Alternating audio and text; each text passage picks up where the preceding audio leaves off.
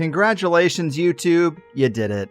You wore me down and you sucked me back in. I have too many subscribers here just to walk away entirely, especially with no alternative that truly stacks up and so many copycat channels uploading my shows for me anyway. But we can't forget that THC's account here is on thin ice. And so the YouTube version of the show has to be prefaced with this little PSA, only to say that episodes that contain the kinds of themes that have been regularly banned on YouTube will not appear here.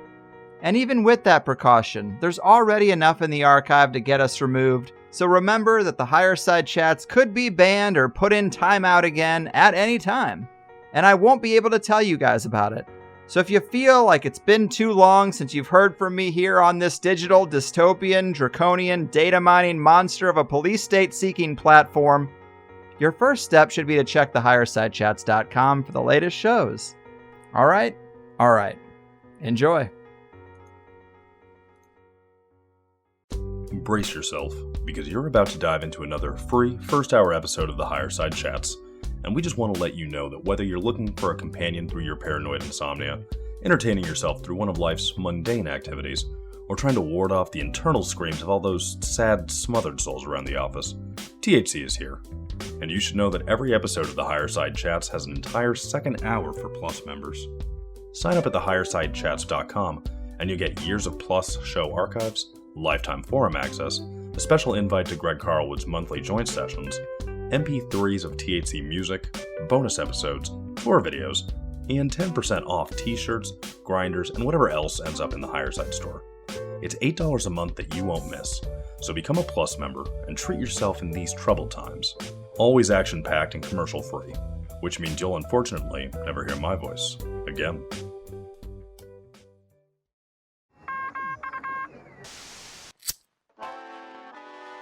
In the 1930s, President Franklin Delano Roosevelt addressed the nation through a series of radio broadcasts known as the Fireside Chats. His aim was to reassure the common man that our society would recover from its troubled times. Well, we're far from 1930, and I deal with a different kind of fire. For a new era of worldly frustration, we offer a fresh conversation. I'm Greg Carlwood, and these are the Higher Side Chats.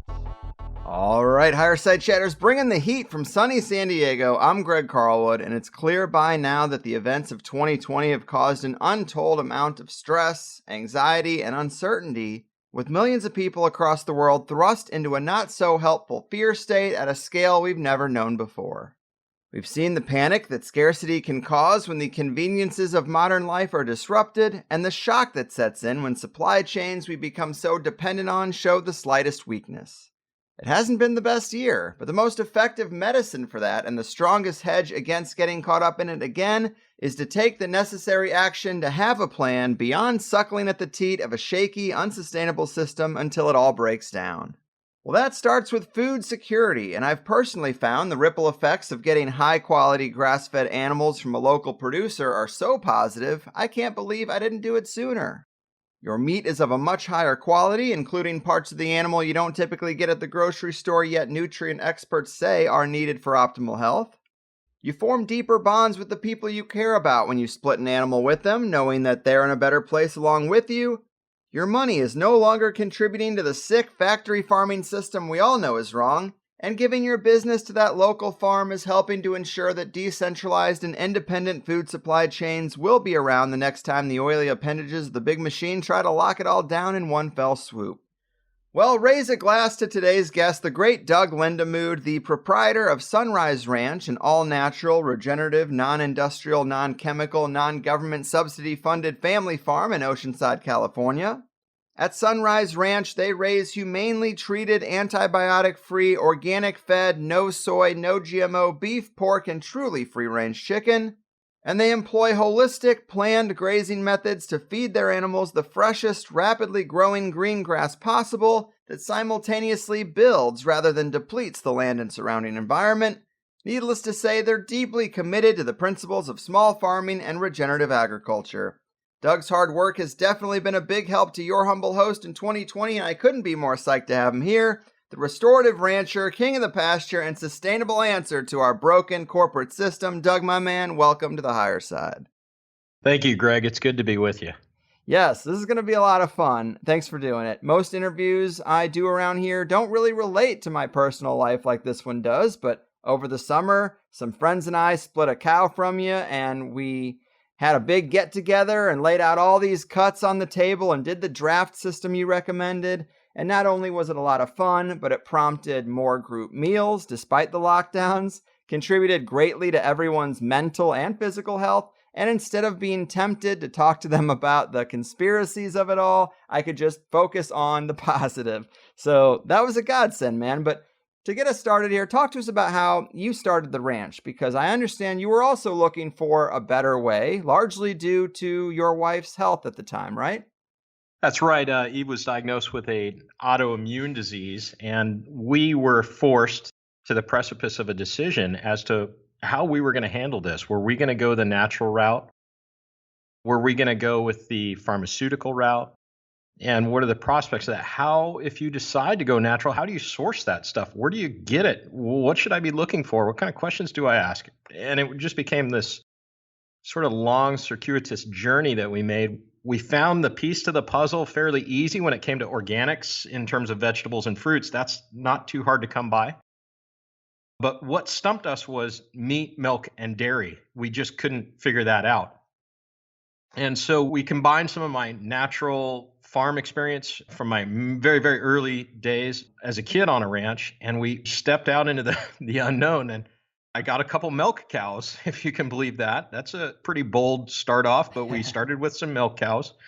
I was probably the only guy going to grad school in a nice suit and tie throughout the day, having milked a cow in the morning and needed to get back in enough time to milk the cow at night.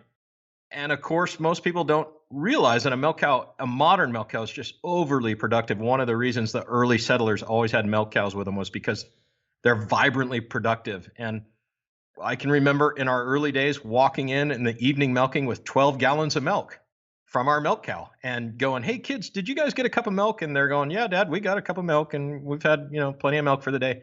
And I was stumped. I'm like, what do I do with all this extra milk?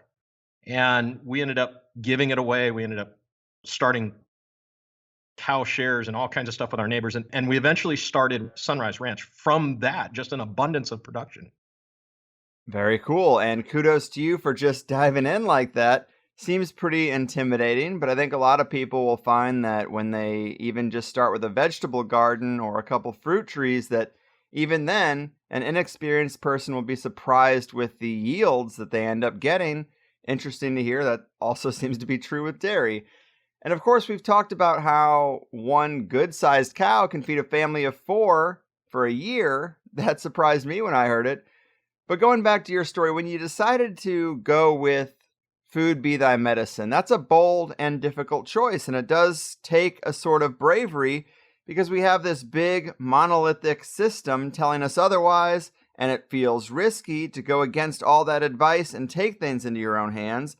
Of course, everyone has to make their own choices, but what advice would you have for people who know they should do this intellectually, but worry that when faced with a real decision point, they might not have the strength to go against the so-called experts of the system? It seems really difficult. Yeah, it is, Greg. And the first thing I would say is you're not alone.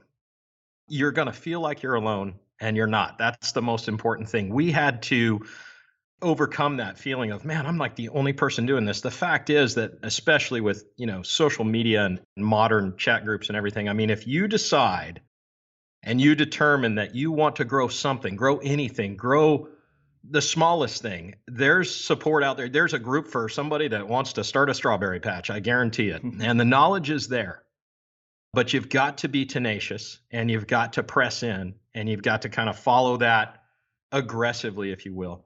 One of the big drawbacks of our current system, Greg, is that about 1.9% of Americans are growing the other 98.1% of Americans' food for them right now.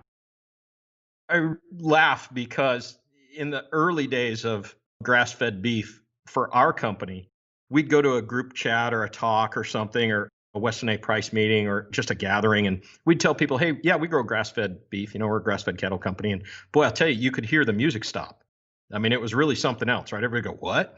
And it dawned on me, Greg, that 50 years ago, that would not have gotten anybody's attention.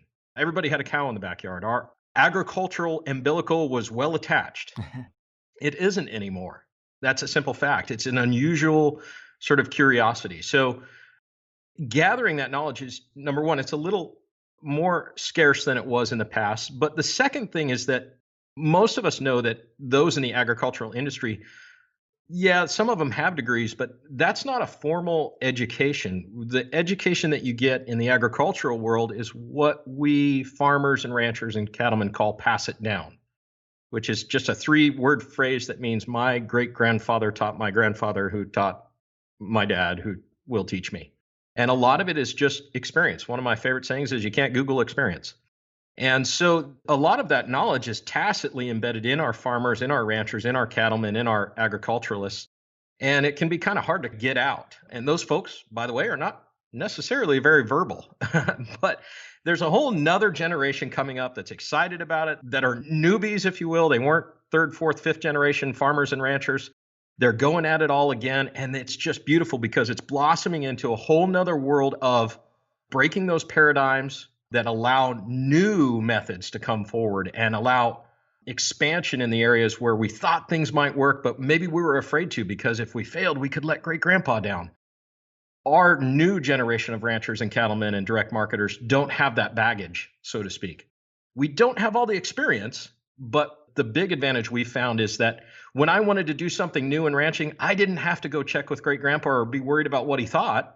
I just did it. And if it worked, great. And if it didn't, well, that was on me. And I needed to figure something else out.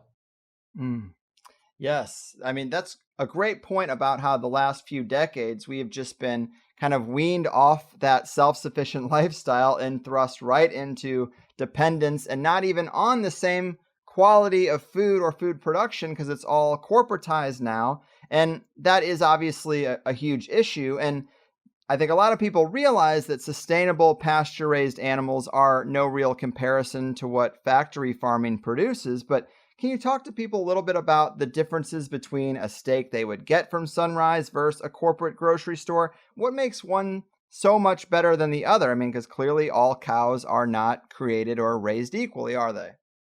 That's right. They're not. The main difference is that the fat in a grass-fed beef is just comprised entirely different from the fat in a conventionally raised beef, one that is perhaps raised in a feedlot. Grass-fed beef has to grow a whole lot slower. We harvest it at 28 months, usually 28 to 29 months. That's when it's fully ready for harvest. But from that time until it's ready, we find that the fat that is grown in that animal is comprised mechanically of a whole bunch of different content than your conventional beef. So we've done some statistical tests on it. We've done some analytical tests, and we found that it's about 4 to 6 times more nutritionally dense than the beef you would get in a supermarket. So not only is it comprised differently, but it tastes differently. It cooks differently. It's an entirely different animal, no pun intended. It is more nutritionally dense. It requires a whole lot more patience. One of the problems that we've had is that as we introduce this nutritionally dense product to new customers that have just come off of, XYZ grocery store and are kind of curiously looking at our beef, is that the kitchen skills that went away when we industrialized our food are very hard to learn, almost as equally as hard as the ranching skills. And that can be a real tough hill to climb that we have become as a society very easily adapted to. Well, how long do I microwave this for? When in fact, you're handing somebody a $40 or $50 steak and go, look, this requires great care in how you handle it and how you cook it. When the people do take the time to overcome that barrier, they see an abundance on the other side of it. It tastes so much better. It's so much richer. Your body resonates with those vitamins and those minerals that are only present in grass-fed beef. You feel fuller, interestingly enough. Many of our customers start with the biggest box that they can get. So they'll get a subscription, say, to the ranch, and they'll buy the biggest one they can get. And over time, we notice that it actually decreases in size. They'll switch to a smaller size and then they'll space it out a little more. And it's fascinating to me because I see that as such a blessing, because what I'm noticing is is our recipient is actually filling up on less, which is just a beautiful thing. You don't see that in our modern, chemically oriented, production oriented society of industrial food. If you look at the supersize, it's always gotten bigger and bigger and bigger since fast food came out. So they're actually headed the opposite direction we are. We've noticed our customers will actually eat less. They'll sit down at a meal and the meat portion will be smaller, say, than it had been in the past. And that's more filling. It's more nutrient dense. I can definitely attest to it tasting better and cooking a bit differently. And that's a great point about the skills required to cook. There is no point in getting premium, nutrient-dense meat and then using seed oils or Crisco or a cheap aluminum pan to cook in, or throwing some steaks on the grill with chemical-soaked Walmart charcoal. It's all a learning process and no small task to cook a healthy meal from beginning to end. And we talked a bit about getting SonRise started and the catalyst for all that. But paint a picture for people of the size and scope of where you're at now. Obviously, there's been some growth, but it's still basically a family-run operation, right? Yeah, it is. In fact, my son is full-time with us now. He's my oldest. My daughter runs our entire distribution warehouse division. We have, a handful of employees, no more than about 8 or so. We're still a small family farm. When you call the phone, we answer. It's kind of cool. I love doing that. People go, gosh, I got a human? Yeah, you're talking to your rancher. What can I do for you? In fact, we use that as a selling point. I sort of, maybe press the edges of sarcasm. Sometimes I'll talk to people and they'll go, well, how do I find out the quality of my meat? And I go, this is really simple. Just call Costco and ask to talk to the rancher. And there's always a long pregnant pause. And I go, no, I'm just kidding. You'll never be able to do that. So we're what's called single source beef. When we raise an animal on our ranch and it eventually makes it through that process and we hand it to a customer, there's a number on our package that can tell us, we can trace all the way back to who its mother and father was, what bull it came from on our ranch, when it was born, how it lived, what grasses it grazed. I can tell you in our cattle records what pastures it grazed in. We currently have about 5,000 acres that we lease in totality.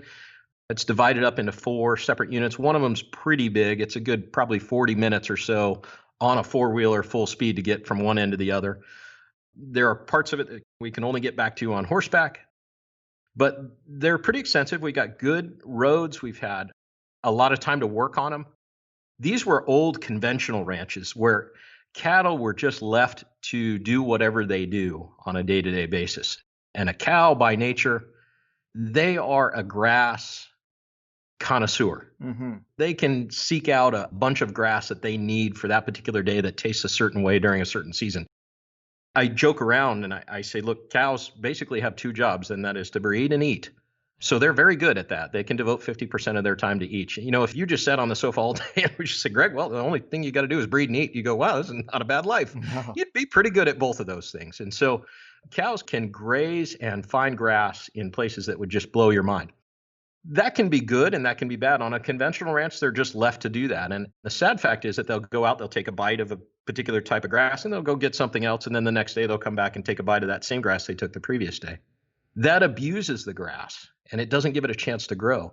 Our job as regenerative cattle ranchers is to go in and prevent that second bite. They're allowed to take the first, but we have to prevent them from taking the second bite because that grass has to be able to grow back.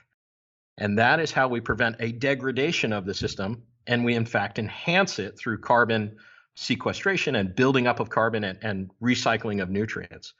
So it's a big facility. We've been at it, like I said, for many years. And over a long period of time, we begin to see changes in these conventional ranches that we took over. And we get to see the ecosystem responding to the natural massaging of a cow in correct proportion and in correct timing. Yeah, there are a lot of nuances and biomimicry factors that go into the regenerative approach that you have. And I'm sure we will get into a lot of that stuff because it is super interesting to see the intelligence of nature just emerge. And it just needs a little bit of shepherding and a little tweaking, and you can really optimize everything. And the effects are quite shocking, really. But speaking of the phone calls, on one phone call I had with maybe you or someone on the team, we were talking a little bit about the differences in the meat and even, USDA meat, I mean, which, people consider that, or they're conditioned to think that's like the highest standard, but there are some requirements even there that legally it needs to have, I think it was lactic acid added to it or something to that effect. It's not that just yours is grass fed, but it also doesn't have a lot of the preservatives and additives that go into the meat that you're going to get at a Costco or even some of these grocery stores that people consider to be the more natural ones in their neighborhood. Even some of those added chemicals are making it into that meat. Is that right? That's right, Greg. And this is a sad sort of saga and story. It was one that we brought upon ourselves. And I say we collectively, because frankly, we're responsible for this. Mm-hmm. Maybe I wasn't the guy in the USDA making decisions, but the fact is that this is what happens when we sort of detach from the things that we should be responsible for. So we in the cattle industry, and certainly the USDA, bear the burden of this. And it's kind of an interesting story. What happened many, many years ago was cattle producers wanted a way to effectively feed larger amounts of protein to their cattle, because large amounts of protein in cattle will put on good muscle and fat quickly. And the USDA said, well, we've got an idea. You could feed carrion to cows. Carrion is a simple word that means ground up, decaying animals.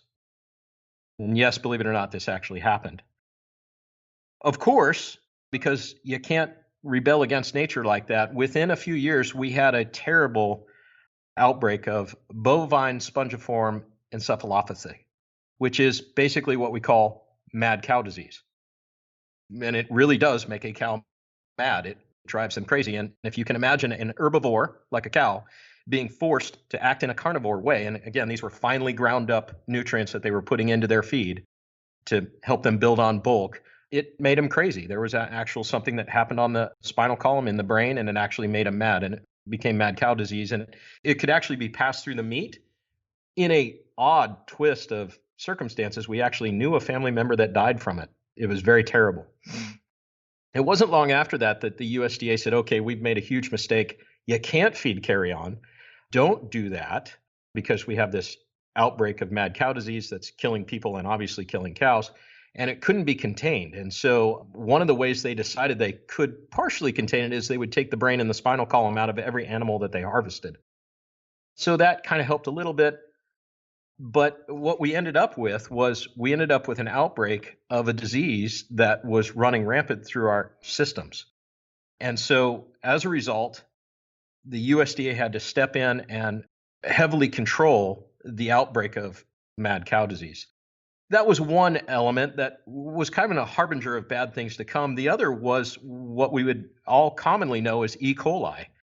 Now, E. coli, again, has another sordid sort of history that goes behind it. And this is a really fascinating one. When we were head to head with the Soviets, there was a guy by the name of Earl Butz who came up with a great idea. At least it might have been great at the time, that said, hey, I've got an idea. Let's outproduce the Russians. Let's just outproduce them. Mine is bigger, better, and faster. And one of the ways that he decided to do that as Secretary of Agriculture was he encouraged small farms to get out and all farms to become big. His mantra was plant hedgerow to hedgerow. Go for it, all that you can, full steam ahead, boys.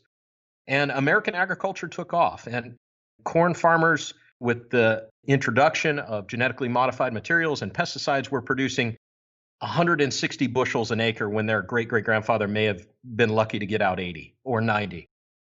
And so these bumper crops came in, and corn was prolific and everywhere.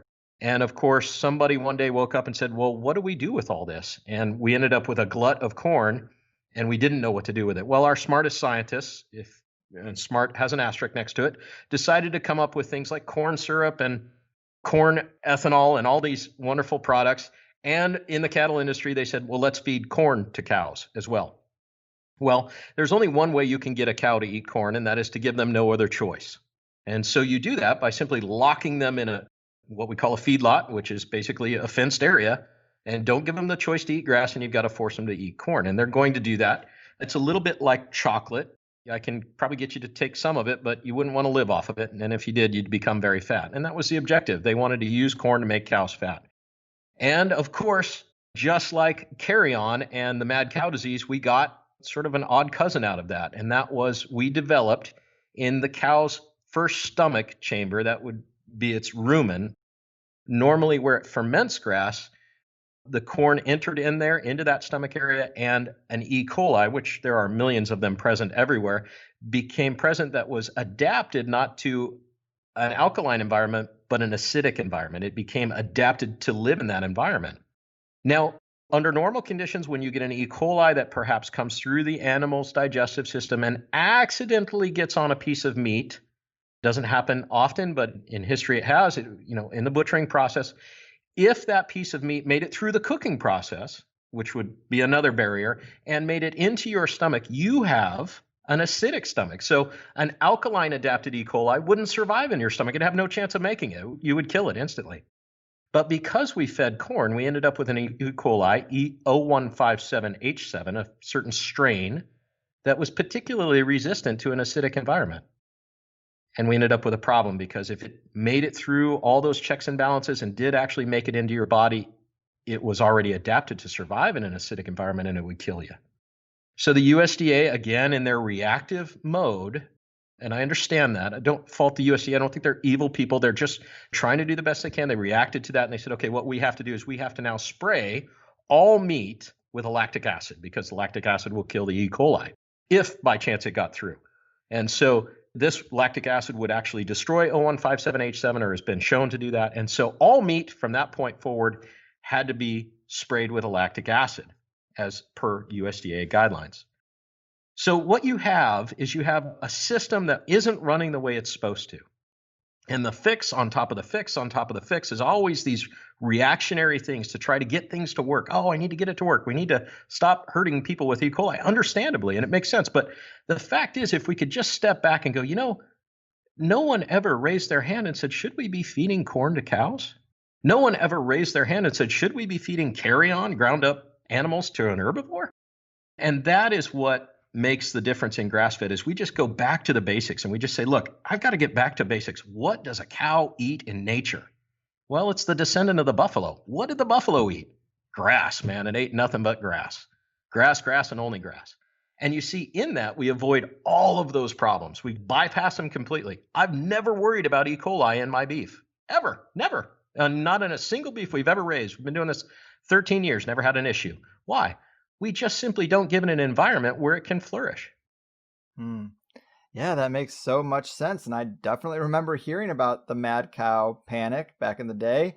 And it's just a great example of why centralized systems are just too risky. One mistake can ripple out and do so much damage, because there's basically only 5 farms in the country supporting everybody. So yeah, it's much better to have decentralized local systems. Even if something bad were to accidentally happen, the fallout isn't nearly as nationwide as if something goes wrong in a Tyson plant. It's just kind of insane that we would allow ourselves to be so vulnerable, but that is the system we're in. A few corporations rise to the top, choke out all the other ones, lobby so that the regulations are too much for small farms to accommodate, and they just kind of do their thing. It's an unfortunate system. Definitely we need to change much of it.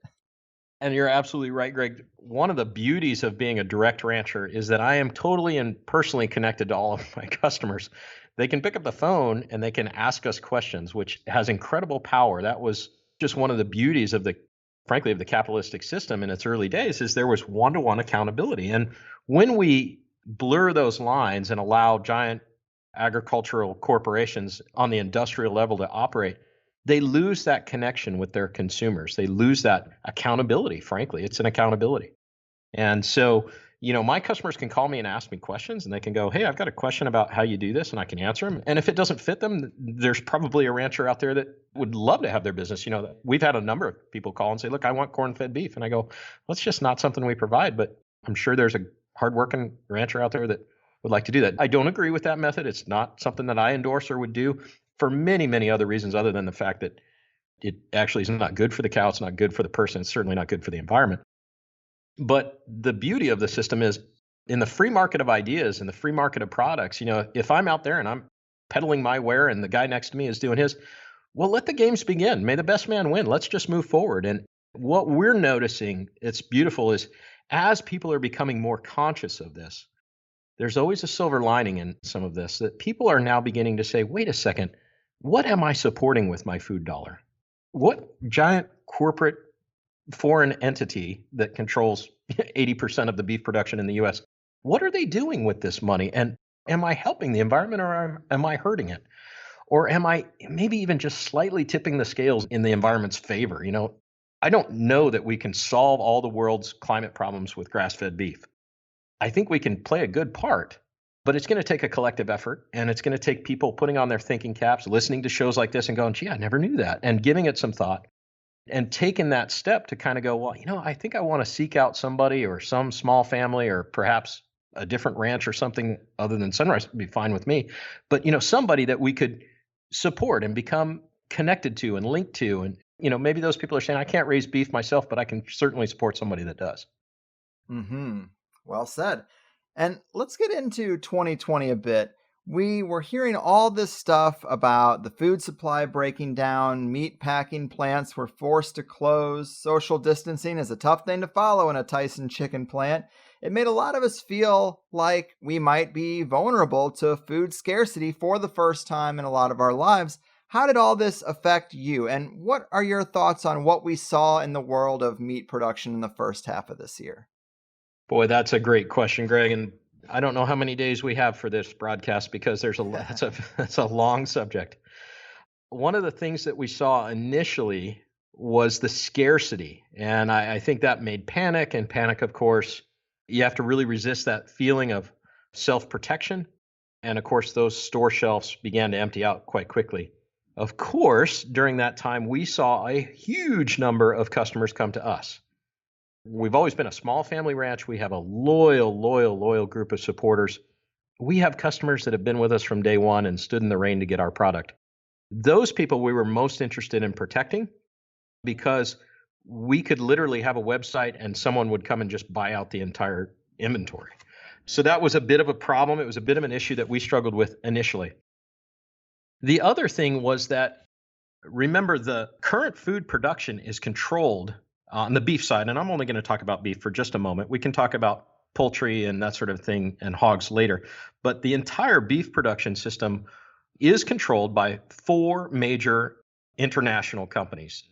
I won't name them. You can look them up on the internet, but about 80% of all beef production. And the way they've done that is they've built vertically integrated operations. So they buy cattle, they process cattle, they package cattle, they give it to the supermarket. So when the stores started to be overrun, those companies thought, hey, this is an excellent opportunity for us to raise prices, because everybody in America understands supply and demand. So we can use this as an opportunity to increase prices.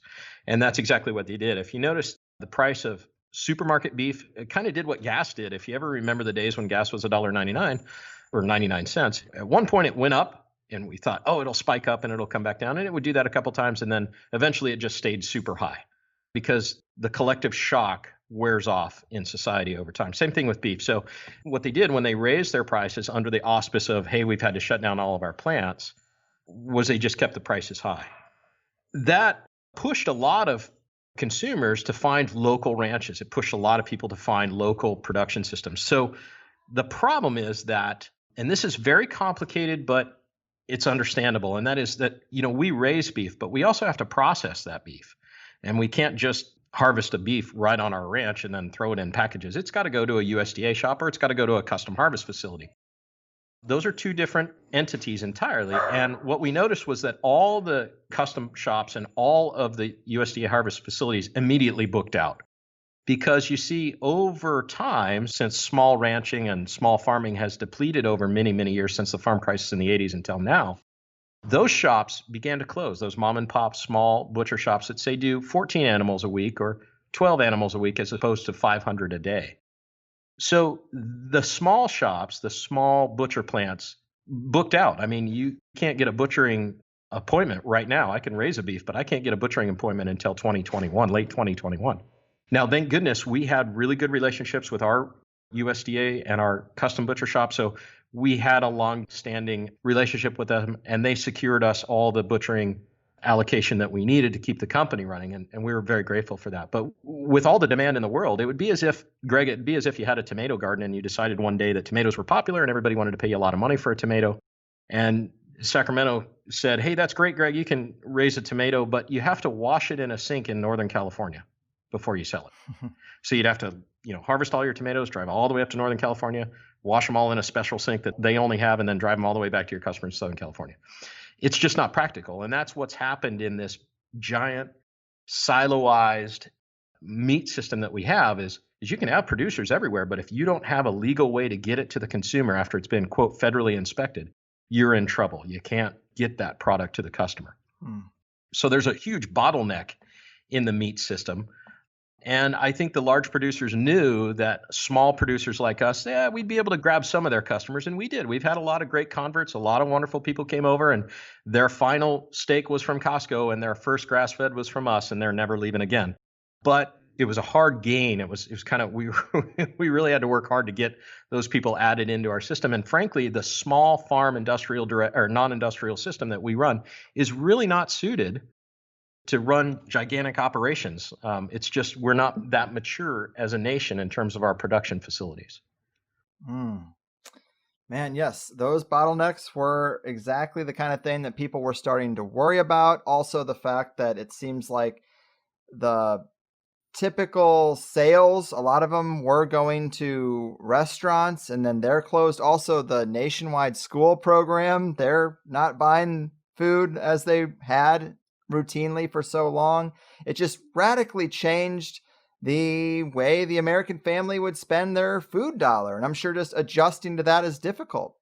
Yeah. And so there were some great positives of this last year. I mean, like I said, I try to be a real positive kind of guy. The cows get out. We go, well, you know what? We're going to learn how to get the cows back in then. So we try to take the optimistic approach to things. One of the great things was Americans went back to their kitchen.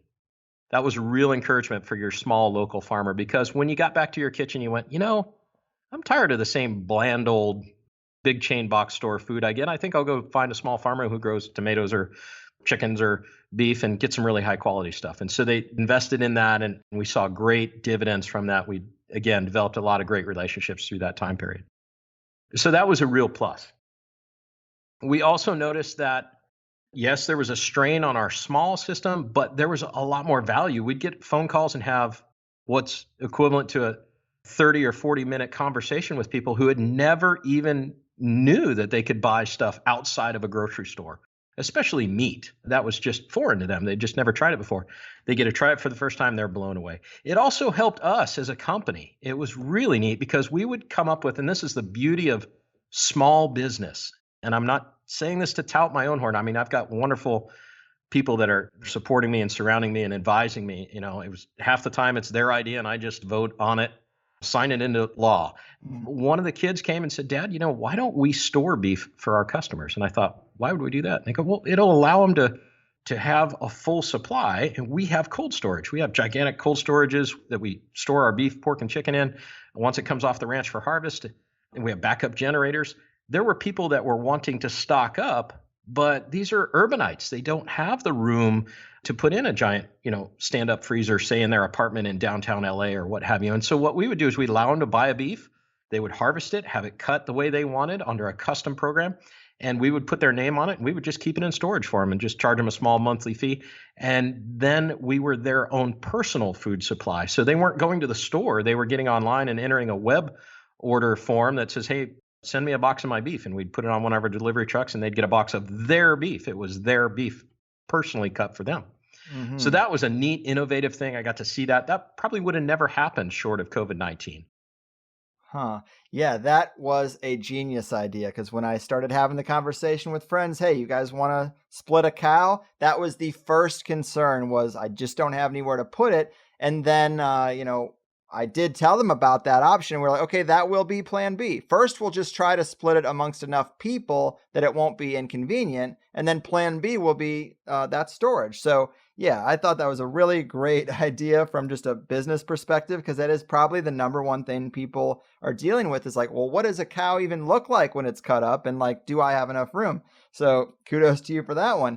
In your blog talking about some of the things of 2020, there is a point where you say, in the next few months, the food supply in America will be in the ICU. And I have had several other guests say similar things, but I don't know that people have really seen a shortage or the empty freezers in grocery stores that they might have expected.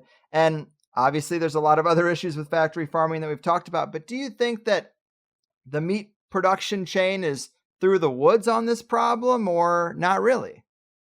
I don't think so. And what I meant by that was that the small farmers that are constantly fighting the large industrial system, the farmers like us that are swimming upstream, and frankly, we get abuse hurled on us from just about every side. We don't quite fit into the ranching community. I wear a cowboy hat, but sometimes I wear a beanie. And, sometimes that just sends my rancher buddies through the moon. They just can't understand why I would drive a small pickup truck and not a big, loud diesel one. Or, you just don't fit in around here, Doug. And that's okay with us. We like to kind of swim opposite the stream because we think that's where innovation is made. But what's interesting about that is we also face a lot of that on the other side, the non-production side, the customer side. People will often stand at the farmer's market and say, why is your beef more expensive than Walmart? And at which point I have a whole lot of explaining to do. So I tell people we equally offend on both sides, and we just have unique ranching methods that sort of verge on lunatic. And we have definitely a unique product that's sort of hard to grasp in terms of the consumer's mind to wrap around. But when I say that I think industrial food is going to take a blow on this, what I mean by that is the small farmers are much more agile and much more adaptive. And I'll give you a great example. When we came up with that idea of storing beef for our customers, man, I don't think Tyson could have done that. I don't think they could have moved that fast. And if I can take 10 other ranchers, 10 other interns and train them on my ranch for a year and go, guys, here's how you move. And boy, spin circles around the big boys. I mean, just outmaneuver them. You can turn a small frigate a whole lot faster than you can turn a battleship. And I tell those guys, just move fast, let's innovate. And that's what America's built on, is these great ideas moving fast, quickly iterate. And I think this was one of the first harbingers of bad news for industrial meat. I think industrial meat, as we move forward, is going to have the curtain lifted more and more. And there are going to be a whole lot of people in American society that begin to start and look and investigate and say, there's something not right about this. Low quality product, huge industrial subsidies, tons of lobbying and rules. And I think there's going to be a backlash. I think that this was kind of the first blow where the American consumer started to wake up a little bit. Yeah, a bit of a silver lining definitely applies to me. And even before the COVID stuff, I would hear some talk about what almost seemed like an attack on small farmers through either corporate lobbying or government regulations that would almost push them out of business, or seemed as though they were designed to. Do you see certain regulations in our system as mechanisms that actually seem to hurt small farms and are tilted towards helping the corporate ones? Yeah, Greg, and that's a sad commentary. Unfortunately, it's not veiled in any way. Large producers can lobby Congress for rule changes. We saw this when grass-fed got redefined by the USDA as not like you and I would think. When you and I think of grass-fed, we like to think of a cow out on pasture eating nothing but grass its entire life. They were lobbied, the USDA got lobbied for a rule change that said grass-fed, the word fed, English language fed, is past tense. So if it was fed grass, it is grass-fed. In other words, Greg, if you ate an orange today, tomorrow you would be orange-fed. But in fact, you didn't eat oranges your whole life. You were just fed an orange. So it's a little bit of a play on words. We see that sort of a thing. They'll lobby USDA for a rule change. Somebody will come up with, for example, something that's self-created. They'll find it, say, a piece of a nail in meat. And you go, well, that's kind of gross. An actual wooden nail, like you would nail two boards together in a piece of meat. And they go, okay, that's it. We've got to have a rule change. We need metal detectors at every USDA plant. Well, the large producers that run 5,000 head of cattle a day through their butchering plant go, well, that's no problem. We'll just throw that in with the next order of whatever we get. And we'll install giant metal detectors at the end of the assembly line. So every package of meat that comes off gets run through a metal detector, and we can detect if there was a piece of shard metal or a piece of nail or something in the meat, and we'll be able to scan for that. Now, take that same rule change and apply it to the small USDA producer that's been, passed down his USDA plant, an artisanal butcher, a guy that hand cuts steaks and does, 14 beef a week. Do you think he can install $1 million metal detector on the end of his assembly line? No. But the rule remains the same. USDA says, nope, we got one size fits all. You got to have a metal detector. And I've sort of made that as an example of it is not veiled. The USDA and the large producers do not want small competition. There's a few practical reasons for that. It's somewhat understandable. A USDA inspector can go spend 8 hours at a plant where they do 500 animals in a day and he can inspect all of them, or he can go spend 8 hours in a plant where they do 2 animals in a day and can inspect both of them. So there's in terms of number of animals inspected per man hour or person hour, there's some trade-offs there, and you can see how government is, trying to say, well, we need to cut back and be more efficient, et cetera. But in reality, a lot of times, unfortunately, that's a veil for, we just really don't want the small producer around. They're bad competition. Mm-hmm. Yeah, we see that across so many different industries that sometimes you find the biggest corporations lobbying for regulations or certain changes because they're willing to take the gamble that they're the only ones who can comply, and a lot of mom and pop shops will not be able to. It is a sad thing, but it is a strategy in the greed-dominated world. And what about climate change regulation? Because we are hearing people like Kamala Harris say that the government could and should limit Americans' access to red meat to fight climate change, which just really sounds insane to me. But how would you respond to someone saying that this is a problem, that we probably do need to limit our access to red meat? I mean, climate change regulation has got to be something that is on your mind these days.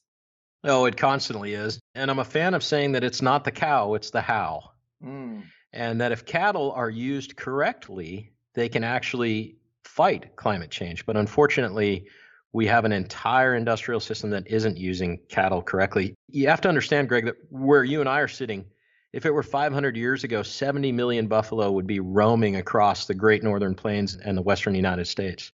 And that herd of buffalo would be moving very quickly, not at a trot, but they would be sort of taking a step, bite, eat, take a step, bite, eat. And they would be pruning the ecosystem. Now, the beautiful thing about pruning the ecosystem is, number one, it reduces fire hazard. When the ecosystem is pruned and trampled, that doesn't mean that it prevents fire, but what it does is those fires burn a whole lot less hot. In addition to that, it would prevent any of the shrubs from growing in proliferation like we see them on the western landscapes in California, which burns almost all the time. And there would be a whole lot more grass available because the grass is going to respond to the cow that's grazing it. Think of it like a teeter-totter. The old classic teeter-totter with the balance point in the middle. And on one side you have a cow, and on the other side you have the grass. And as the cow trims the grass then has to respond by growing because its whole goal in life is to go to seed, to get tall and go to seed. And then, of course, the cow trims it again and trims it again. But what's unique is that the cow is out the back end dumping fertilizer that causes the grass to grow. So you see the whole system is a interrelated balance. It's an interrelated ecosystem that one is feeding off the other. And so in an effort to reduce climate change, to bring back the carbon levels in the atmosphere, one of the things plants do is they send a root system down into the ground. And we have a picture of this on our Instagram. It's fascinating. About halfway down our Instagram feed, there's some red bearded guy with a hat. I found the photo because it illustrates it so well. And on one side of the photo, he is holding in his hand the root system of a perennial grass. And on the other side behind him, he has the root system exposed of an annual crop. Now, you and I both know that annuals need to be planted annually. That's where they got their name. And perennials are ever present. What's beautiful about a perennial grass is that for every foot above ground, there are roughly 2 feet below ground of root system. And those roots do a whole number of things. They infiltrate and break up the ground so that when it rains, the ground can hold, or the capillary action of the water can actually be sequestered deeper into the ground. We estimate that there's an additional 23,000 gallons of water being held underground on a perennial system than there would be on an annual system. So that's the first thing, is there's a deepening of the roots. The roots in that picture are as tall as the man holding them, which is really astonishing. And on the behind them, where you see he's growing barley, they're maybe just a few inches deep. And again, those roots are through arbuscular mycorrhizal fungi, which is sort of a gluey substance in the ground. They're storing carbon at the end of their filament, which are like little fingers that are storing carbon below ground. So we can actually take atmospheric carbon and draw it down, but you can only do that if you have the balance to the teeter-totter. Perennials will only grow so tall unless they're pruned. Well, we can't get out there with a weed whacker and prune all the perennials, so what do we use? Well, we should use ruminants. Ruminants are cows, water buffalo, bison. We don't really have those around in our region, so cows are actually the right answer for that.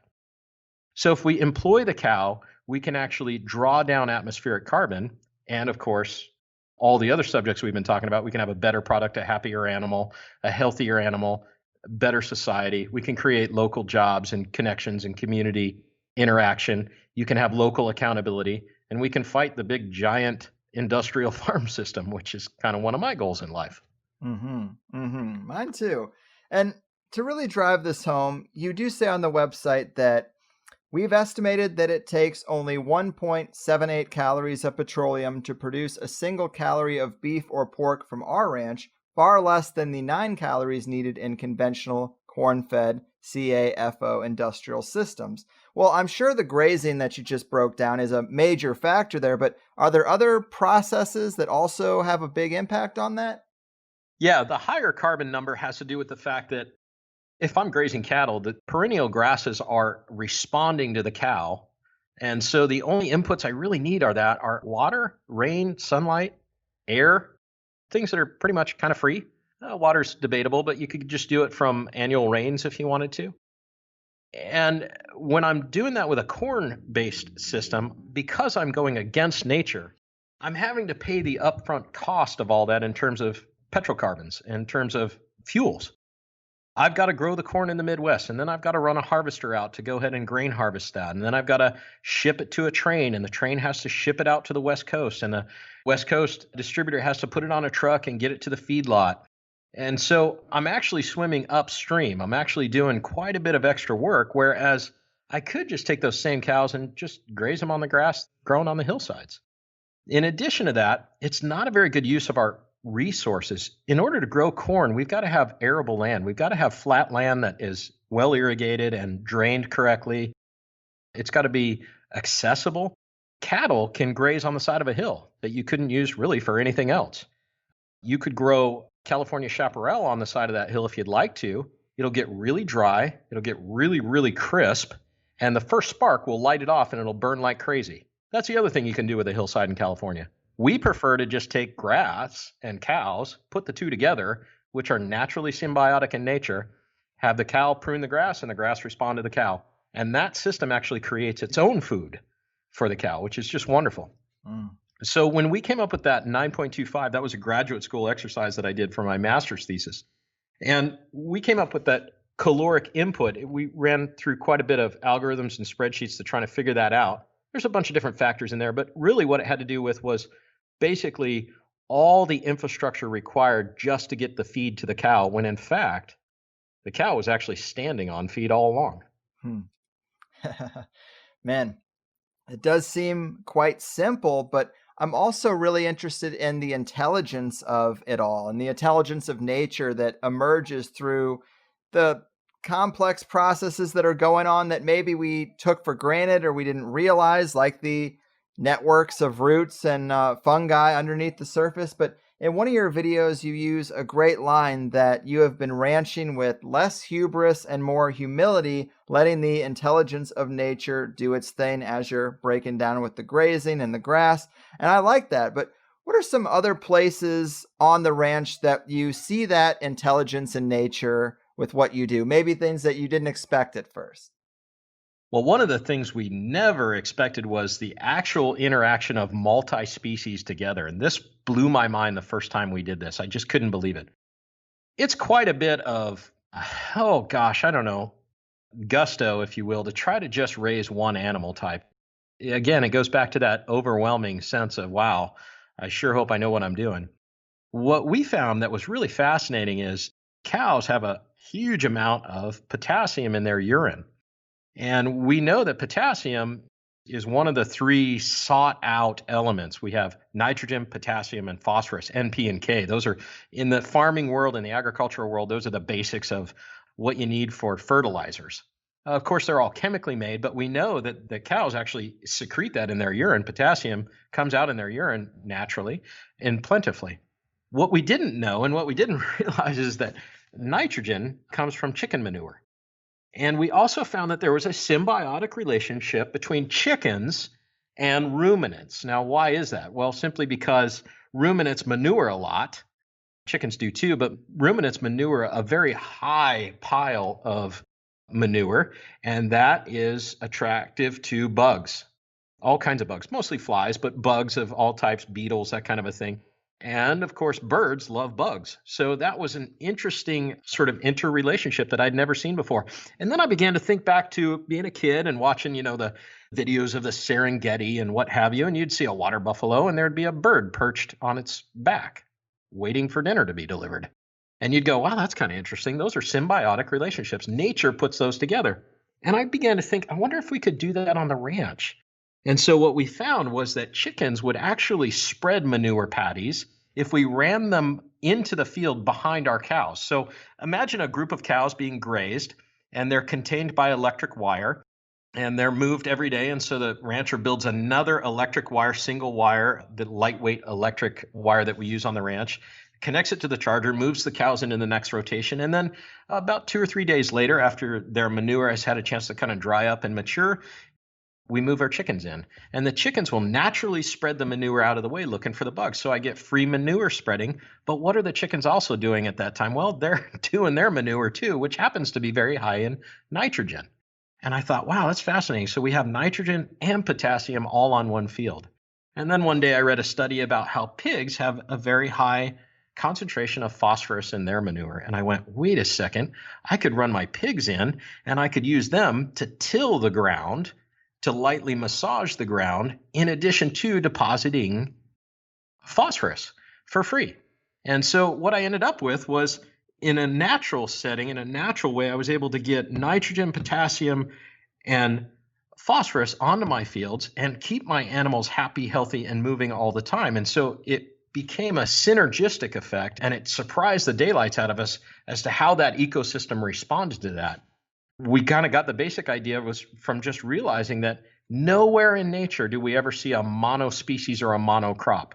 You only see that if humans are involved. And so we began to see a diversity of plant life. The seedbed that is ever present and dormant for as much as 100 years began to come to life because certain nutrients were available that hadn't been available for perhaps many, many years, are now available through those manures. And through that system began to grow a better grass base and hold more carbon, hold more water, provide more feed for the animals that were actually grazing on it. It was this beautiful balancing. As one would notch up, the other would notch up, and the other would notch up, and they would sort of almost kind of try to outdo each other. That blew our mind. Yeah, that is really interesting. I'm sure most people listening are well aware that monocrop agriculture is way worse than high biodiverse food gardens, but I hadn't really thought much about scaling that up to the animal level. But you're right, you don't see it in nature. It's always a big melting pot, so you would expect these things to interplay with each other as they seem to do. That is awesome. Yeah, the neat thing about that, Greg, was that what was happening below the surface, I'm a fan of saying that as a cattle rancher, your business happens below the hoof. That is to say, most cattle ranchers are focused on the cattle. And I understand that you do have some cattle care you need to take care of and some breeding issues, et cetera, things like that. But all of your activity really needs to be focused below the hoof, because what's happening below the ground is more important to your system than what's happening above your ground. If you take care of everything below the surface, everything above the surface will be thrown in for free. You'll have healthy cattle. You'll have healthy ecosystems. You'll have good water cycles and mineral cycles. If you focus entirely on the animal, you'll focus too much on the animal, too much on how the animal's condition is, and you'll deplete the below ground system. And eventually, like a bank account, you'll just withdraw too much money and go bankrupt. That makes sense to me. And, we do have listeners all around the world and in every state. Many of them had their jobs disrupted by COVID and all that stuff. If some of them out there were thinking about maybe taking this leap towards ranching, or at least maybe securing their own meat for their own inner circle and family, and maybe raising a couple cows or something like that, do you have any advice for avoiding beginner's mistakes or getting over some of the hurdles a person would have in the first stages when they just start thinking about maybe getting excited about taking the reins in this area? Well, I think one of the greatest pieces of advice I could give is seek out those with perhaps a little bit more experience than you've got. And it could be anything from 0 to 60, right? I mean, I tag along very, very closely to some of my most, some guys that are more experienced in this area. Joel Salatin comes to mind, Gabe Brown. I follow these guys real closely. They probably don't know me very well, but I follow them and I look at what they're doing because I'm sort of more advanced in that. I mean, we've been doing this for a while. For the beginner, one of our visions, Greg, is we've got our eyes on a project that we've been working on for a few years now. It's coming along nicely. I can't give the location or the details, but it'll be in the San Diego area. We want to start a farm school. We want to start a very simple place where you can come and the very serious minded who are perhaps business minded and actually want to start a production farm can come and do an internship with us and then stay on for the remaining year. So they would do a summer and we could teach them and pour into them as much as we possibly could. An annex to that farm school is we've got a location where we think we could do kind of a main cabin with a few outlying buildings, and we'd be able to host people for a week at a time. And we thought we could do a few different tracks, and one of the tracks would be would be what we call the homesteader track. We call it Blues Clues, the Farm Curious. And what it is, you can come out for a week on the ranch and you get to eat on the ranch, you get to stay on the ranch, and then we'll have basic courses for you to do for a week. This is for the Mr. and Mrs. Accountant from downtown San Diego who have bought their retirement property out in the boonies and they don't know the first thing about calving or how to repair a fence or what have you. It would basically be sort of a crash course in homesteading, right? We'll do everything we can to teach you in a week, and then you come stay a week with us, and there'd be a limited number of folks that get to come, and we think something like that would be very valuable. There's almost no place where you can go and get that practical day-to-day down-home experience. I mean, you can go and get a degree in ag sciences from a land-grant university and learn how to GPS program the latest tractor that costs $250,000 to row the crops all on its own. But nobody will teach you, how do I collect eggs? Do I wash eggs? How do I take care of a hen? What do I look for if a calf's sick? How do I take care of a pig? How do I keep a pig in? How do I milk a cow? These are all the things that we think we could cover in a week. We'd probably give you just enough information to be dangerous. And then I'd say you head out and keep my phone number. You'll be able to call if you got any questions. But I think it'd be just really neat for people that, there's this whole move to get to the country. And I think people are getting to the country and they don't know what to do when they get there. Yeah, that is a great idea. I would love to see something like that. I'm sure I have some buddies that would enjoy taking a course like that with me. I know there was a local place called the Heart and Trotter that was like a butcher shop, and it's now been bought out, and they're kind of changing the way they do things. But for a while, they were offering classes in breaking down an animal. And once we bought the cow, we were like, oh, that'd be kind of interesting just to learn how to break it down, because you get these forms on how you want the butcher to butcher it to custom break it down, and you're like, I don't know, do whatever you would do, because I have no clue at all. Yeah. And it would just be a good way to get closer to the meat. So stuff like that, I'm all in favor of. That's awesome. Yeah, I mean, you can harvest a chicken quite easily, and a chicken can make 3 meals for a family. And they don't compete with you in the food supply. They can live off of kitchen scraps and all kinds of good stuff from the backyard and the garden from last summer. And it's just a really efficient way to become self-sufficient. The farm school will be for everybody that wants to be a production, regenerative agriculture intern and wants to really learn it as a business, all the way to people who are just kind of curious about farming. And could we support ourselves on 5 acres? Well, yeah, you certainly can. Yeah, that was going to be one of my big questions is obviously it's very expensive to get any kind of land in California. What is kind of the minimum that you could, if you were just like an inner circle of 5, 6, 7 couples who are trying to maybe start their own thing just for themselves, what is like the minimum amount of land that a couple of cows need? Well, it depends on the environment and it depends on the rainfall. Unfortunately, I'm going to have to turn the question on its toes. And the reason for this is we now live in such a regulatory world that you could have all the land in the world or just enough to do what you wanted to do, but the city or the state or the county won't allow you to have the animals. That is the biggest hindrance we have to actually using the ecosystem effectively to support people. And when you look around California, just in the area that you and I live in, there's a tremendous amount of productive capacity just in terms of the grass. And yet the political will of the people is we don't want to see animals anywhere. We have some friends who live just inside limits and they were fined for having chickens. Wow. And you think to yourself, what? You're fined for having chickens confined in your own yard? So it's really not so much an issue of how much land do I need or how much do I have available. I mean, there's a certain lower limit to that, and it depends on the grass production and whether or not you have water available. But really, your biggest hurdle right now is that the systems of government don't want animal production near people.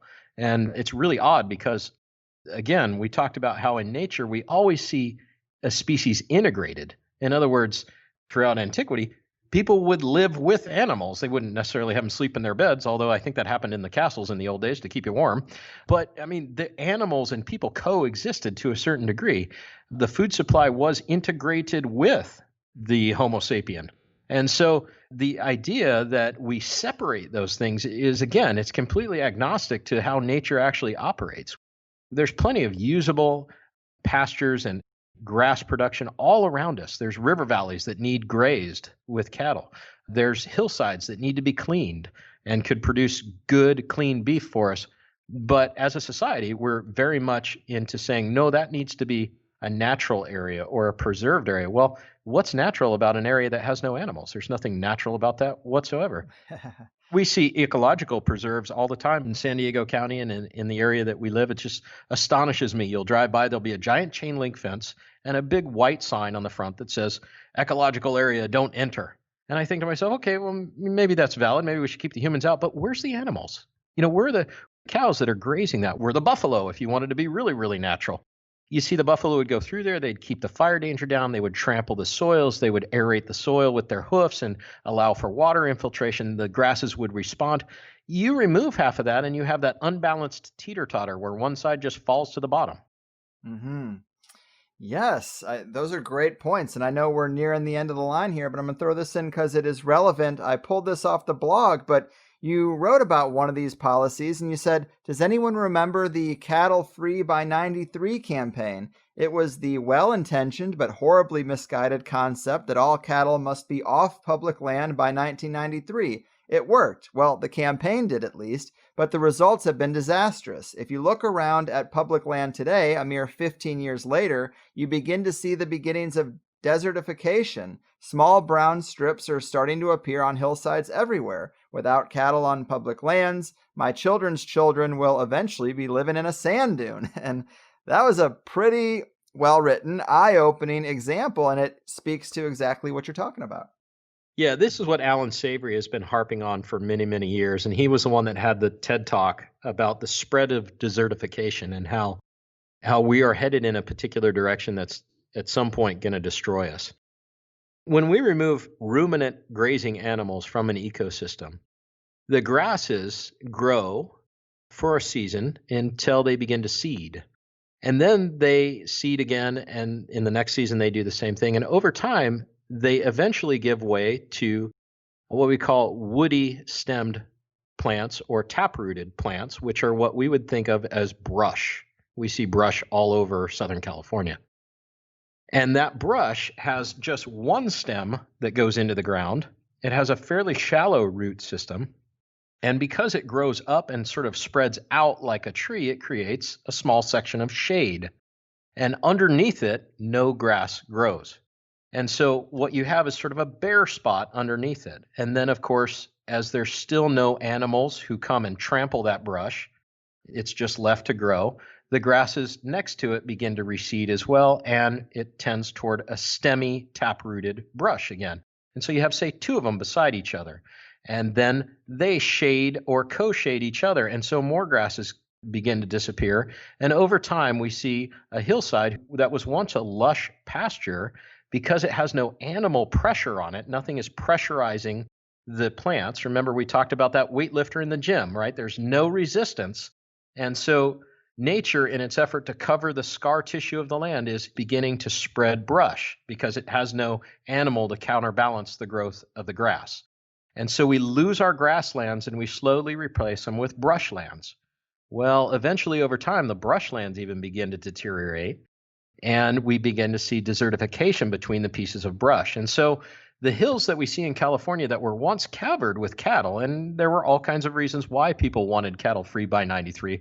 There were all kinds of historical reasons why they didn't want cattle on public land. Well, now that's over these years, it's all given way to brush. And now the brush is becoming a problem because what are we seeing by the millions of acres every year in California? We're seeing horrific fires. And those fires burn very, very hot. Now, what's fascinating is about this time a year and a half ago, we lost one of our grazing units to a fire. And my favorite word is loss because it was anything but that. You see, because I had grazing rights on it, a fire burned through it. It was so thick with brush, you couldn't even walk in it. It literally couldn't walk through it. And we really couldn't graze that many more than just a few head of cattle every year on what remaining grass was there. But when that fire burned through, it completely obliterated all that brush. And what was left was a bunch of charcoal, if you will, and bare ground. And because the seed bed was present and always has been present, as soon as we got our first rains, a whole bunch of clovers and grasses started to come up. Now, at that point, we were at a critical junction. We could have said, oh no, let's put up our white signs and our chain link fences and let's let this be a natural area. And I can guarantee you what would happen over the next course of many, many years is as that quote natural area with no animals grazing on it progressed through its life cycle, we would have just ended up with brush again. And we would have had a huge fire hazard just waiting to be sparked off by the latest electrical storm. We decided not to do that because we're cattle grazers and we know how to manage cattle on a grassland. We brought in our cows and we brought them in for a very strict grazing. So as soon as the spring brought forth those prolific grasses, we brought in the pruners, our four-legged pruning machines, and we briefly moved them in, controlling them with our portable electric wire in our system, and didn't allow them to take the second bite. They moved in, they cut off the seed bed of the seed heads from those grasses, and those grasses then grew deeper and richer. And again, we moved them in on a temporary grazing process. Again, not leaving the cattle on continually, but removing them from the ecosystem on a time-oriented program. And then we allowed it to recover and allowed it to recover. And now what we're seeing is a restoration of the grassland because you see, we're mimicking what nature would have done with the great Western herds in antiquity. The great Western herds would have been moving a step every few minutes as they passed through that area. They would have grazed it, trampled it. They would have been moved and kept very tight, high density pressure, thousands of hoof pounds per acre. And then the ground would have rested. They would have been promoted and pushed in their progression by the presence of pack hunting animals, of predators. We don't have the predators. What we have is electric fence. They don't want to touch the electric fence. So we simply train them to move and set up an electric fence. They're not going to go back and graze that area again. And it allows the ground to rest and recuperate. Those grasses are grown deeper. The seed bed begins to flourish. The ground begins to hold moisture. And we fought in the opposite direction of the tap-rooted, stemmy, woody brushes that are threatening California. Huh. Wow, man. Nature is a beautiful thing, and your range of knowledge is just so impressive. This has been a lot of fun. Lots of useful information for people for sure. Before I cut you loose, we got to save some room to talk about your store and all that good stuff. Because this audience is all over, also talk to them about your delivery range and the variety of products you offer. So we raise beef, pork, and chicken, and we harvest all of that on sort of a weekly basis. Whatever we get from the ranch in terms of our production is whatever's offered to the public through our web store. We do everything through a website. You're certainly allowed to come up to the warehouse and place an order and get it immediately.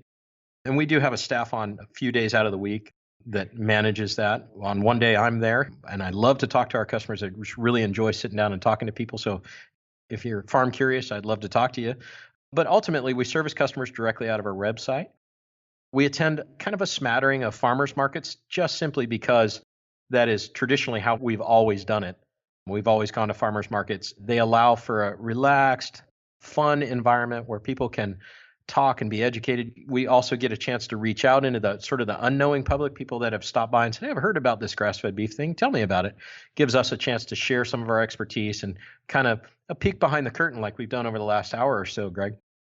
We do offer delivery direct to people's houses, and that's been really popular during the COVID thing, just because, it's kind of convenient to have a box of meat that you select on our website. And again, we sell all the way down to the individual piece of meat. So you could order one steak, one package of ground beef.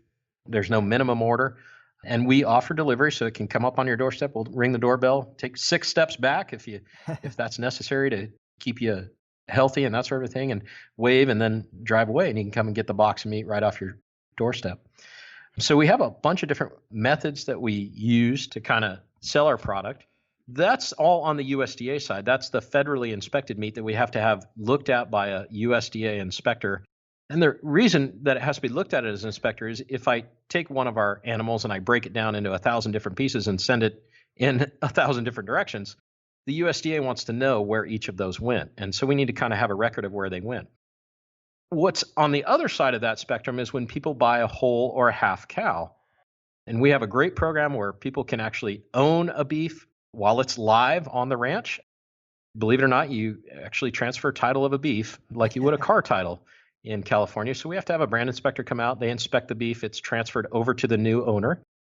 And then from that point on, we just simply act as contractors because we're at your bidding as to when it gets butchered, how it gets cut up, what kind of cuts you get out of it. And for that, it can go to a single family or it can go up to 3 other partners can split a cow. And we've had all kinds of people do these split ups and that sort of a thing. That's a different kind of tasting beef. Both sides are dry aged, but one doesn't have the lactic acid present because it's non-USDA. But it has a different taste entirely, and it's really, really delicious. That's sort of our favorite of all of them. That's what we eat at our house, is the custom beef, we call it. And so those whole beef and half beef programs are really popular. They have been through the pandemic. Lots of people interested in those. It can be anywhere from 165 pounds all the way up to like 400 pounds of meat. They come in 5 different sizes. Believe it or not, in the cattle world, we have, just like in the dog world, you have Chihuahuas all the way up to Huskies. We have big cows and little cows. Angus is a medium breed cow. If you want a big one, we look for a Limousine or a Charolais. And because my cows are kind of a mixed bag of marbles, we've got sort of one of each out there. And so if somebody wants a large beef, we'll find them a large breed cow, and we'll butcher that under the custom program for them and have it delivered to their house. So those are 2 kind of separate things, and they're sold through the website. We do most of our commerce through the website, but we also answer the phone, and we love to talk to our customers. So that's kind of our pitch. Awesome. And because this audience did just hear about the importance of organ meat from Sally Fallon Morell, something I saw on your website that I'm probably going to do next time, quite creative, because I do find it a little difficult to know what to do with those organs and to eat a liver. But you do mix organ meat into your ground beef. And I thought that was pretty genius because obviously I can eat a hamburger, and that's a way to get some of those organ meats into you without needing to prepare a liver dish. That's pretty good. Yeah, that's really popular. Now, people do that on their custom beefs as well. We've had a whole bunch of people that say, look, when you grind up all the ground beef, I'd like, 75% of it normal, and then I'd like a batch of organs mixed in as well. So that's real popular. It's a great way to kind of, if the taste of the organs don't suit you, that's a great way to take that in and not be overwhelmed by the taste. That's awesome. That's awesome. Well, I know business is good, but I hope what I do can maybe throw a little fuel on the fire. I look forward to that book coming out and getting many SonRise meats out of you. So I really appreciate what you do. It's been a pleasure to talk to you. Sometimes people get so paralyzed by overthinking about the problems, they forget to focus a little bit on the solutions. And this is a big one. So thanks again, man. Keep doing what you do and take care. All right. Thank you, Greg. We appreciate it. Serenity now, dear people of the internet. How about that? THC, walking the walk. We've talked for so long, practicing what I preach. Really, though, not a lot of episodes have anything to do with my personal life. Obviously, this one does a bit. And I know it's like split one local beef, and I start acting like Harry Homesteader over here. Like having Bitcoin or joining a gym, one of those things you can't just shut up about. But there are so many THC episodes, too many actually, where I get off the call, all jazzed up and motivated. I tell myself I'm definitely going to dig further into that and incorporate it into my life or routine, whatever it may be. And then 2 days later, it's all about that next show, and it just gets lost. And this one kind of worked in the reverse order. But local farms and ranches are my meat supply now. Me and my people, we split a cow from Doug, a pig from another local place, and then my lovely special lady drove almost 5 hours up to our buddy Justin's farm so she could kill and pluck and prep some chickens for our group down here. She's more gangster than I, but we have been eating good. And just to elaborate on what I said in the intro, when you start asking your friends and family about something like this, everybody worries about the space. A whole cow? Where's that going to go? And you do need a bit of room, let's say, but you can always split it down more and more. And Doug recommended we do a draft system, and we made a great day out of it. Carried in all the boxes when the truck arrived. Everything's labeled and butchered down to the cuts we're familiar with. We had this giant mountain of meat spread out on the table. We drew high card for the draft order, and we just started picking. It worked out great, except there was only one large brisket, so that was something we agreed to make together at a later date. We did that. It was awesome. Don't call the cops. But we all went home happy with all sorts of cuts, and like clockwork, the conversation starts being had about cooking in animal fats and lard. We got this premium meat. We want to treat it in a premium way. This all happened right at the time I'm preparing for Sally Fallon Morell's episode, and I've just been introduced to the Weston A. Price Foundation, so it all came together. And it's given some friends of mine a new interest in cooking. For others, it's more like a next level of excitement. It did create more group meals. I mean, COVID's quite scary, but when you get that phone call, hey, we're grilling up a set of those SonRise ribs if you want to try them, or let's make one of those chickens Teresa killed. How do you say no? I mean, we're all in our 30s. We don't have kids. We get excited about brisket, all right? I'm just messing around, but I do think that I've incepted some people into a food be thy medicine philosophy without even having to bring up a lot of the stuff we talk about around here. And I really shouldn't give myself that much credit because this is something we all know. Eat trash, feel like trash, etc., etc. But we just seem to forget it when the media tells us we're all helpless in the wake of this deadly disease sweeping the nation. Frankly, for a lot of people, it's easier to believe that because if your only and best defense is putting on a mask, that's a hell of a lot easier than kettlebell swings and being disciplined about your diet, right? To admit we have some say in our health is to admit we have some responsibility too. So, yeah, this was obviously a THC episode for me, but I hope you still found Doug to be a knowledgeable guy worth spending some time with. When I started checking his blog, I thought I found more than enough to work with. The salt lick stuff was interesting. The biomimicry, regenerative approach to farming, something we should all talk about, especially in the wake of this persistent narrative that we have to get rid of all the cows or the earth's going to just implode on itself. But obviously this audience is all over the US, all over the world really. In fact, I got a strange email from Pod Status that THC is ranking very well in Turks and Caicos. Number 4 in the self-improvement category in Turks and Caicos. Hi there and hello. Also doing pretty good in Bermuda. Number 13 in self-improvement. I mean, I wish you guys were sharing it around like they're doing in Turks and Caicos, but, 13's all right, not in the top 10. But the point is that I hope this conversation inspires you to see what's available in your area. It's very, very unlikely that you can't find a local ranch somewhere, wherever you are.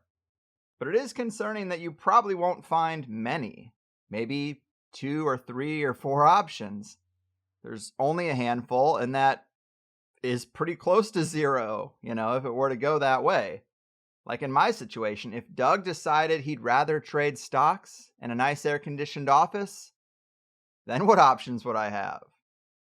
So, we like to thank certain people for their service. We like to make airplane announcements and clap and cheer for various different positions. I don't know who's doing that for the rancher, but that is a service I'm very thankful for, and I'm so fortunate that this is what Doug decided to do.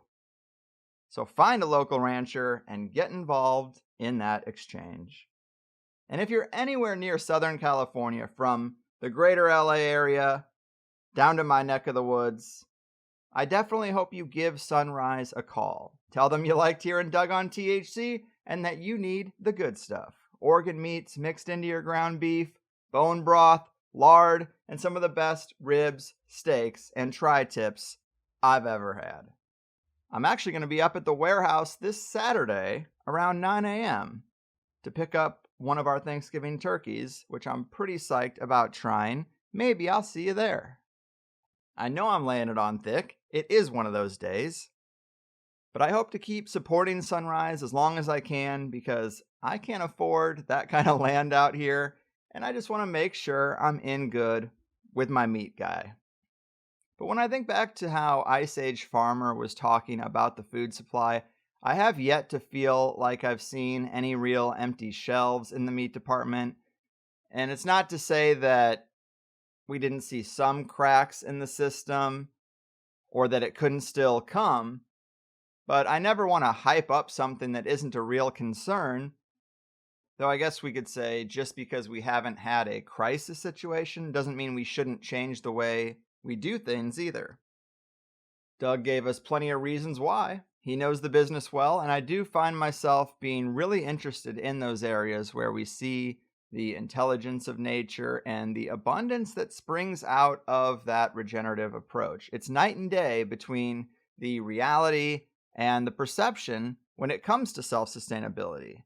At least I feel like I was conditioned to expect the yields to be low and scarce and risky, as opposed to getting gallons of milk each day from one cow, or, of course, chickens lay an egg into existence every day, or one cow can feed a family of 4 for a year. I guess, I really do start to feel a little gypped, systematically thrust into system dependence, raised in that type of model, because we all were. And now that my habits are formed and I already feel so far behind, it's such a huge undertaking to try to get back to living like that somehow, as opposed to Doug's kids who are just raised with food production being a part of their lives.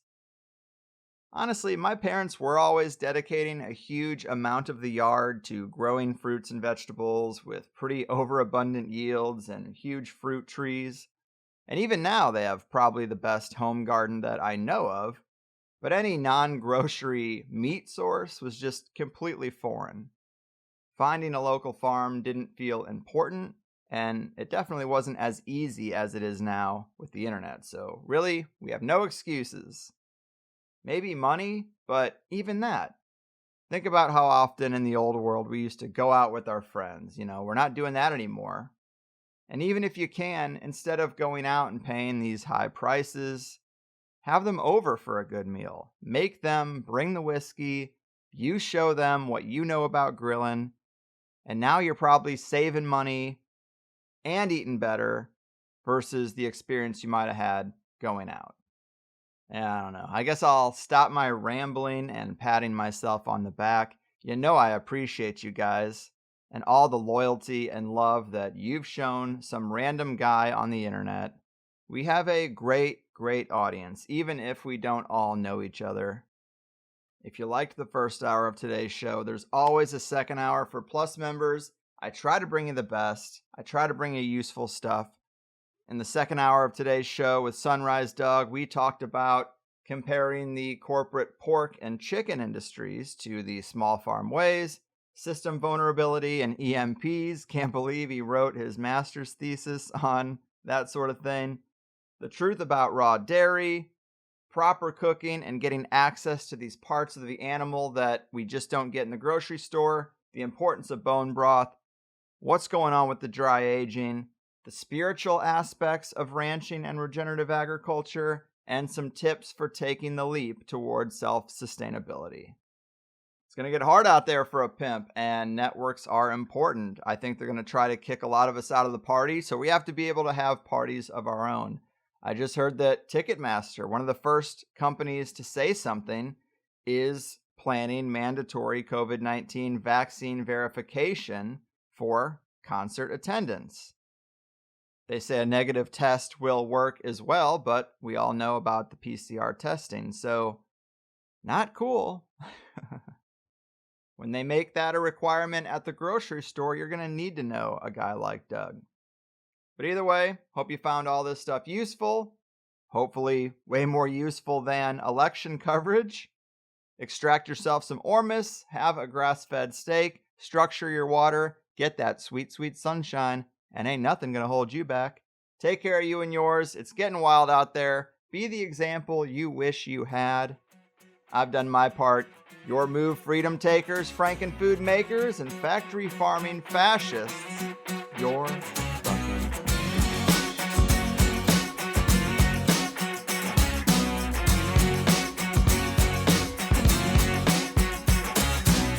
Sometimes when I get down, I eat a bunch of corporate junk. Processed stuff that makes you fat. Yeah, it's a weak and sickly people making industry. Don't tell me lie. Discipline is no fun, I find. Denial makes it all gone. And I don't have to face it, that's right. And you're wrong.